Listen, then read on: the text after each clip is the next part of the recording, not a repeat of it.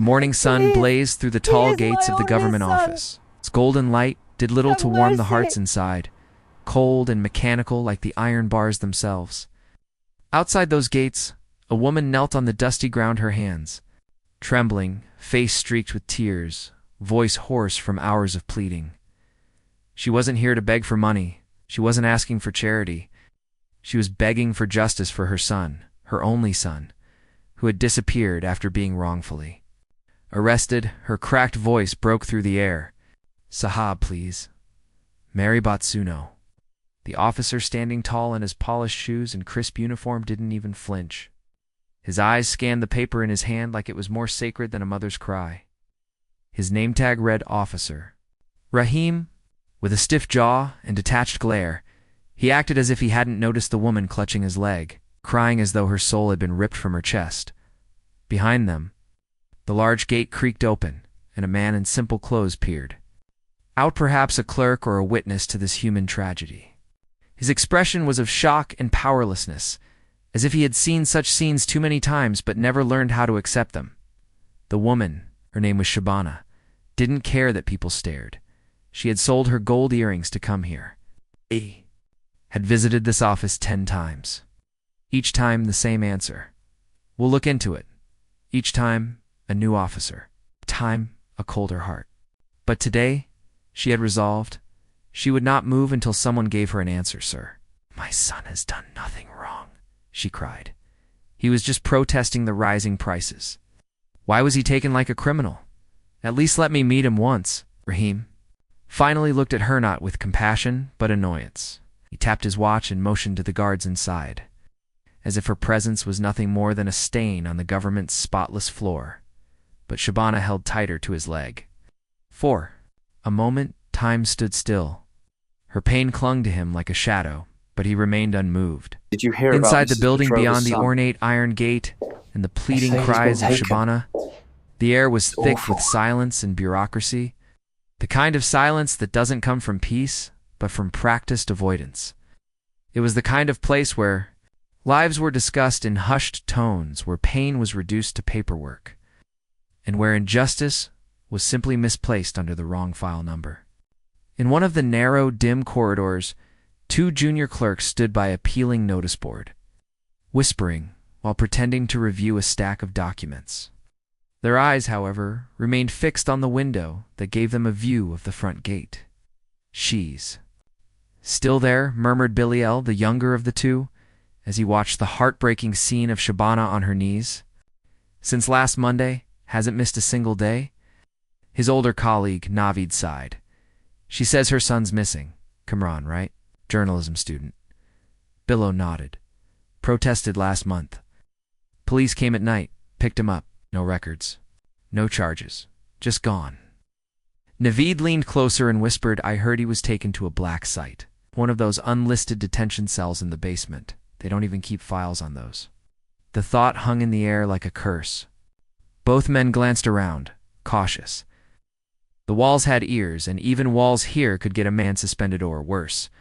Outside, the cries grew louder. "My son is not a terrorist. He's not a criminal. He's just a student." Shabana's voice cracked under the weight of grief. Inside, Officer Rahim stood with arms folded, unmoved.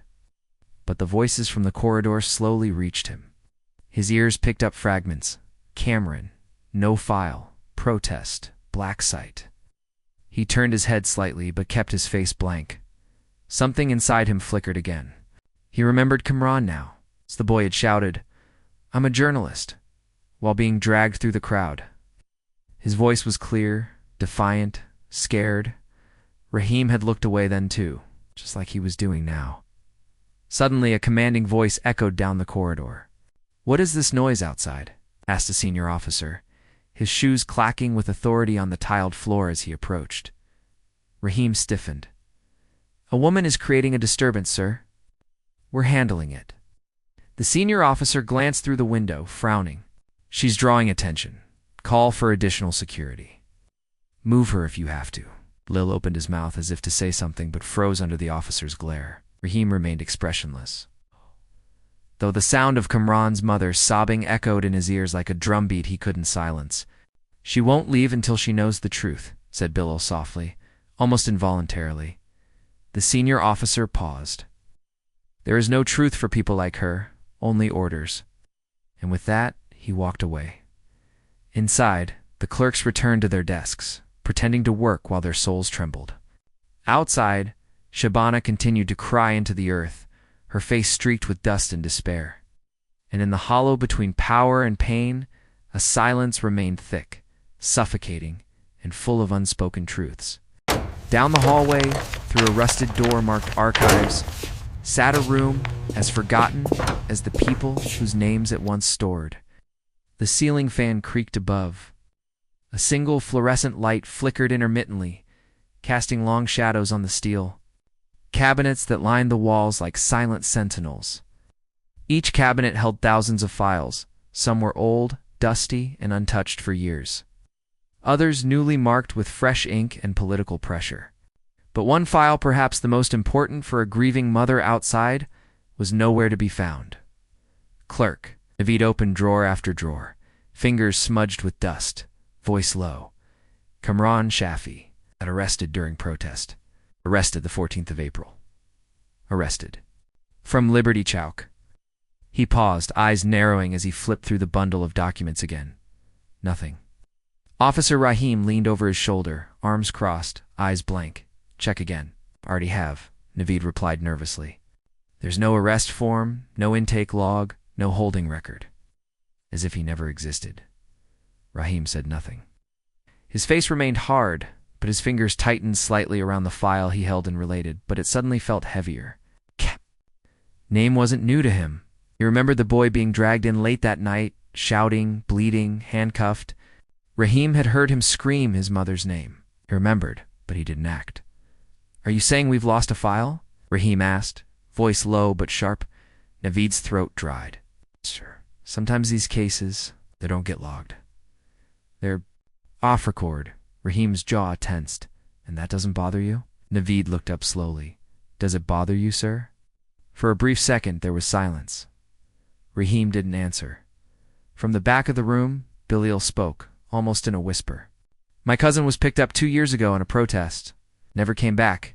His name never made it into a file either. That broke something inside the moment. The air turned heavier. Just then the door creaked open, and the senior officer stepped. Inside, his presence sucked the warmth out of the room. Still no file? He asked. No, sir, Rahim answered quickly. Good, the officer replied bluntly. Then we have nothing to give her. Tell her to go home. Sir, she's been here for days, Naveed muttered. The officer's gaze turned icy. Then she can scream at the wall. She's not the first mother to lose a son in this country. Won't be the last. And with that, he left. Rahim stood still, heart pounding but face frozen. Something inside him wanted to scream, but years of silence had taught him how to swallow his own voice. The truth was missing, not just the file. And the cost of finding it could be far greater than anyone was willing to pay. Back outside. Shabana still clung to the gate, her voice now a hoarse whisper, her soul tired, but her will unbroken. Inside, the file room returned to silence, dust settling again over a truth that refused to stay buried. It was a hot April afternoon at Liberty Chowk. The sun bore down with a merciless glare as waves of students filled the intersection, their voices rising like a storm. Placards soared above the crowd. We demand justice. Inflation is not our crime. The people will speak. The square pulsed with energy, with hope, with the bold spirit of youth. It was not a riot. It was a protest. Peaceful, determined, righteous. Among the crowd stood Kamran Shafi, tall, thin, with wide, intelligent eyes and a voice that could stir conviction from silence. His camera hung around his neck. He was not just a protester. He was documenting, reporting, holding the lens of truth to power. A final-year journalism student, Kamran, had spent weeks organizing interviews, filming debates, uploading vlogs. This cause wasn't just about politics, it was about people. His people. He held his phone high, live streaming the chants. We are not enemies. We are the voice of the future. shouted into the mic, sweat glistening on his brow. Near him, students formed a human chain. Girls in scarves, boys in casual shirts, all standing firm. The mood was tense but passionate until sirens shattered the air. Police vans rolled in from both ends of the street, sirens wailing like a war cry. Armed officers, faces hard, disembarked quickly. They shouted through loudspeakers, "Disperse immediately or face consequences." The students didn't move. Kamran turned the camera to capture everything. His voice didn't shake. "They want silence. We will give them voices." The first baton fell on a boy nearby. Then another. Panic erupted. Students screamed, girls cried, smoke bombs were thrown. Chaos swallowed the square. Kamran didn't run. He steadied his phone and kept filming, his voice growing louder against the deafening noise. "You're watching this live? They're attacking us? We're unarmed." But his bravery made him a target. 3 men in civilian clothes suddenly rushed toward him. No uniforms, no identification, only cold precision. Kamran saw them too late. They grabbed his arms, wrestled his phone to the ground. The live stream cut. "Let go of me. I'm a journalist. I have rights," he shouted, kicking and twisting. But it was useless. One man struck him across the head with a stick. Another shoved him into an unmarked vehicle that had pulled up on the side. In seconds, Kamran disappeared. No police report. No witness statement. Only bloodstains on the pavement and a shattered phone left behind. The protest was dismantled by force. Students were beaten, some arrested, most ran. Yet by nightfall, the city had already moved on. News channels barely covered it. They called it a small disturbance. They never mentioned names. Back at home, Shabana waited with dinner. She had watched his live stream until the screen went black. She tried calling. The phone was dead. She waited all night, then all week, then all month, and the only thing that remained of that day were blurry clips on social media. A broken phone, handed to her by a kind student, and a hollow that had grown in her heart so wide it could swallow the world. The building had many rooms, many doors, many secrets, but none were more haunted than the basement. Few spoke of it openly, and fewer still had the courage to look. Down there, in the stale, dim corridors beneath the government compound, the walls whispered what people above pretended not to hear: shouts, sobs, and silence too deep to be natural. In those shadows walked a man no one noticed. Iqbal, the janitor, an old man with a limp in one leg, a mop in one hand, and 1,000 memories in his head. He was invisible to the powerful, irrelevant to the system, but his eyes saw everything. He saw the dirt people stepped on, and the dirt they buried deep under policies and lies. He had seen Kamran. That night, he had been cleaning the stairwell when the boy was dragged and bleeding. Unconscious, his shirt torn, a bag thrown over his head, Iqbal had stepped back into the shadows unseen. He heard the guards talking.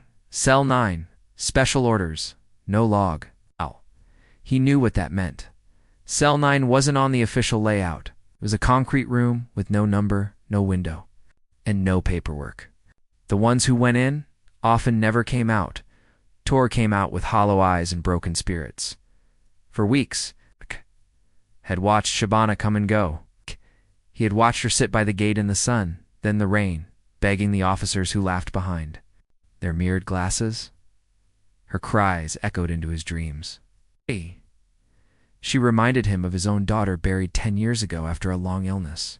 Shabana cried like a mother with no more blood left to bleed, yet who still refused to die inside, and it was breaking Iqbal that evening. As the sun dipped below the roof and the light turned golden and soft, Iqbal walked toward the front gate. Slowly, in his breast pocket, he carried a folded piece of paper. Just 10 words, written in trembling handwriting. When he reached Shabana, who now sat slumped near the steps of the gate, he didn't speak.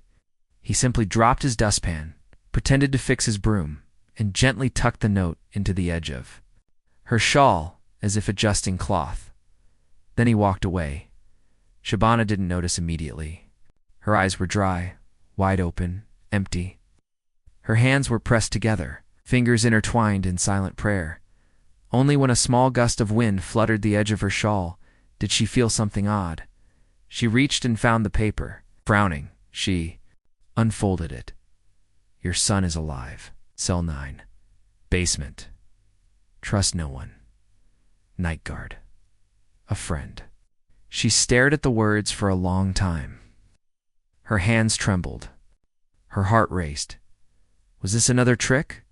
Another lie? Or was it hope? She looked around quickly, eyes scanning the faces nearby. But the old janitor was already going to vanish into the background as always. Yet now, she had something she hadn't. Held in a long-time direction, a name, a room, a way. And that was all she needed. As night fell, Shabana tightened her shawl around her shoulders.